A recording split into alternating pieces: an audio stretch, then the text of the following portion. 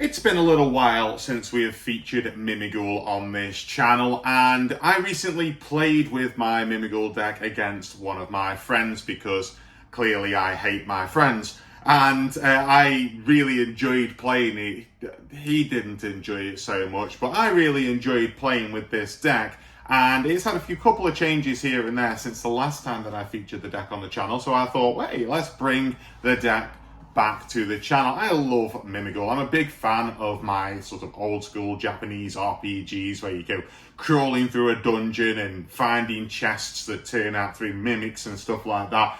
Really, really love that style of game. So when Mimighoul was announced, I was like, absolutely need to get this deck, and I really enjoy playing it. So if you're excited for some more Mimighoul content on the channel, then please do subscribe down below. It'd be very much appreciated if you did.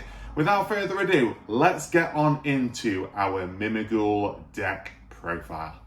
Let's kick things off with our Mimighoul deck profile. It is one of the best, if not the best, pure Floodgate deck that we have. And by gosh, we have got a lot of Floodgate going on in this deck. We are starting off with a single copy of Mimighoul Master. Cannot be destroyed by battle or card effects while your opponent controls any face-down monsters or you control a Mimighoul monster other than Mimighoul Master. You can only use each of the following effects of Mimighoul Master once per turn. If this card is normal or special summoned, you can add one Mimighoul monster from your deck to your hand except for Master. And then during your opponent's main phase, quick effect, you can change one face-down monster on the field to face-up, attack, or defense position. Next up, we are playing 3 copies of Mimighoul Dragon. So all of the Mimighouls have the same effect of being able to special summon them to the opponent's field in face-down defense position.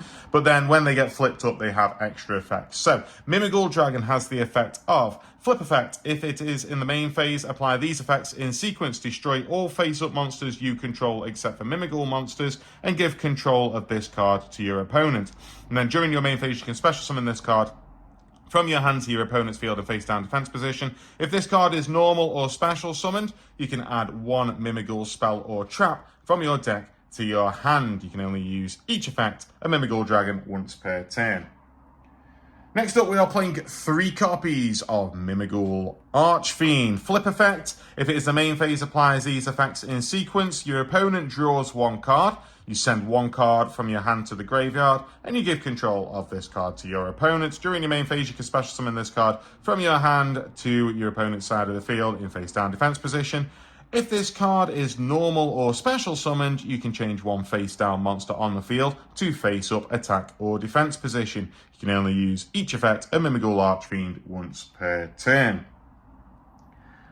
Next up, we are playing a single copy of Mimighoul Cerberus. Flip effect. If it is the main phase, apply these effects in sequence. Banish the top 3 cards of your deck, then special summon one of your banished monsters to your opponent's field in defense position, and give control of this card to the opponent. During your main phase, you can special summon this card from your hand to the opponent's field in face-down defense position. You can only use each effect of Mimighoul Cerberus once per turn. Your opponent cannot target face-up spells you control with card effects. Next up, going on to the second wave of support for Mimighoul, we are now playing 3 copies of Mimighoul Fairy. Flip effect. If it is the main phase, apply these effects in sequence. This turn, you cannot activate the effects of monsters special summoned from your hand and give control of this card to the opponent. During your main phase, you can special summon this card from your hand to your opponent's field in face-down defense position, or if you control a Mimighoul monster, you can special summon this card face-up in your field. You can only use each effect of Mimighoul Fairy once per turn.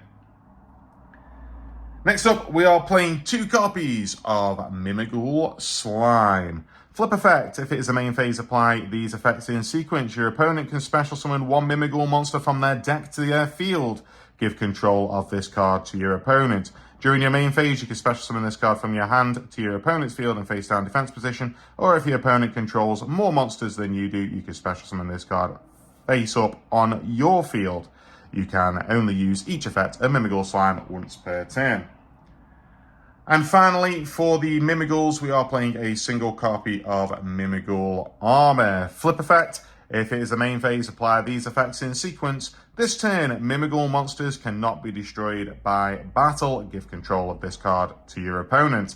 During the main phase, you can special summon this card from your hand to your opponent's field in a face down defense position, or if your opponent controls a monster, you can special summon this card face up on your field. You can only use each effect of Mimighoul armor once per turn. And then finally, to round out the monsters, we are playing 3 copies of Ash Blossom. All right, that is everything for our monsters. Let us move on over now to the spells, of which we have quite a few. So, first up, we are playing our field spell, 3 copies of Mimighoul Dungeon. Mimighoul monsters you control that were not normal or special summoned this turn gain attack equal to their original defense. Any player who controls a face-down monster cannot normal summon monsters, nor declare an attack with monsters that were special summoned this turn. During your main phase, you can add 1 Mimighoul monster from your deck or graveyard to your hand. You can only use this effect of Mimighoul Dungeon once per turn. And next up, we are playing 3 copies of Mimighoul Maker. Reveal 2 flip monsters with different names from your deck. Your opponent randomly picks 1 for you to special summon to their field in face down defense position, and you add the other to your hand, and then you can special summon 1 Mimighoul monster from your hand.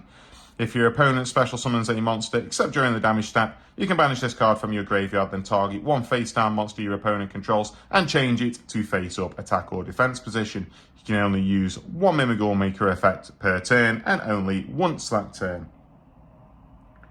And next, we are playing 2 copies of Mimighoul Fork.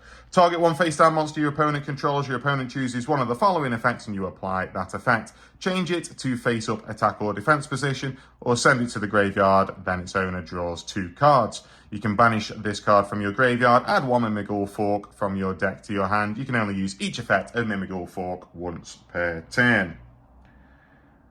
Next up, we are playing 3 copies of Triple Tactics Thrust. Triple Tactics Thrust is really good in the deck because essentially it is always live, because you're going to be forcing your opponent to activate your own Mimighoul effects on their side of the field, which therefore makes the Triple Tactics cards live. So we've got 3 Triple Tactics Thrusts and then 1 Triple Tactics Talent.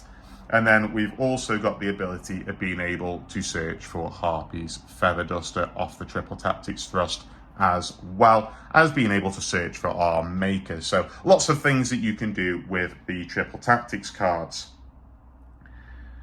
Next up for the traps now, we are playing 3 copies of Mimighoul Room. Special summon 1 Mimighoul monster from your hand or deck to your field, or in face down defense position to your opponent's field. Then you can change 1 face-up monster on the field to face down defense position. You can banish this card from your graveyard, then target any number of Mimighoul cards you control, return them to the hand. You can only use 1 Mimighoul Room effect per turn, and only once that turn. Next up, I said that we were going floodgatey with this one. I'm afraid we are playing 3 copies of Power Sink Stone. It might not be fair, it might not be nice, but you can use Power Sink Stone to great effect in this deck. So each time a monster effect is activated, place 1 Spellstone counter on this card with a maximum of 2. While this card has 2 Spellstone counters, neither player can activate the effects of face-up monsters on the field. Also, the effects of face-up monsters on the field are negated. Once per turn during the end phase, if this card has any Spellstone counters, remove them. And continuing the trend as well, we are playing a single copy of Harpy's Featherstorm. If you control a winged beast monster until the end of this turn, negates any monster effects your opponent activates. If you control a Harpy monster, so the Harpy stuff that we can't use. So finally, we are playing 3 copies of Infinite Impermanence. So I just want to address the elephant in the room as well. We do have this option of Bot Herder as well. So target 1 monster your opponent controls that is face-up monster you own, or a face-down defense position monster. If that monster is no longer on the field, or if that monster you own, i.e. face down, reveal it briefly to check. Apply these effects in sequence. Inflict 200 damage to your opponent, and then take control of all monsters your opponent controls except for that monster. So I've set this deck up as a going first deck. So essentially Bot Herder here is fantastic for going second, being able to take control of monsters that your opponent controls and stuff like that is a really powerful effect. But in going first deck doesn't really have its place so much when you are essentially trying to floodgate as much as you possibly can. When you know that you're going to be going second, substitute out your Power Sink Stone for 3 copies of Bot Herder, and I think that is pretty strong straight away. All right, that is everything for our main deck. Let us move on over to the extra deck. Starting off with the Mimighoul monsters, we are starting with 2 copies of Mimighoul Throne. Requires 2 level 1 Mimighoul monsters. You can detach 1 material from this card. Special summon 1 Mimighoul master from your hand, deck, or graveyard. During your main phase, quick effect, you can target 1 Mimighoul master you control. Equip this card to it as an equip spell that gives it 1000 attack. Then you can return cards from the field to the hand up to the number of materials this card had. You can only use 1 Mimighoul Throne effect per turn and only once that turn.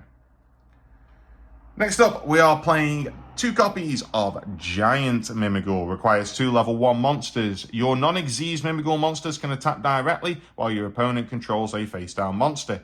You can only use each of the following effects of Giant Mimighoul once per turn. If this card is Xyz summoned, you can add 1 Mimighoul card from your deck to your hand. You can detach 1 material from this card, then target face-up cards on the field up to the number of face-down monsters your opponent controls and destroy them. And if you do, inflict 1000 damage to your opponent for each card destroyed. Next up, we are playing a single copy of Ripplebird. Requires 2 level 1 monsters. You can detach 1 material from this card, then target 1 monster on the field, change its battle position. While all monsters you control are in attack position, they gain 500 attack. While all monsters you control are in defense position, your opponent cannot declare an attack. So Ripplebird is really good for being able to flip some of your Mimighoul monsters on your opponent's side. And this is your Winged Beast monster that's going to count for your Harpy's Featherstorm. Another one that might count for Harpy's Featherstorm is Lyrilisk Assembled Nightingale. Requires 2+ level 1 monsters, gains 200 attack for each material attached to it. This card can attack directly. When this card has material, it can attack a number of times each battle phase up to the number of materials attached to it. Once per turn, quick effect, you can detach 1 material from this card until the end of this turn. Lyrilisk monsters you control cannot be destroyed by battle or card effects. Also, you take no battle damage.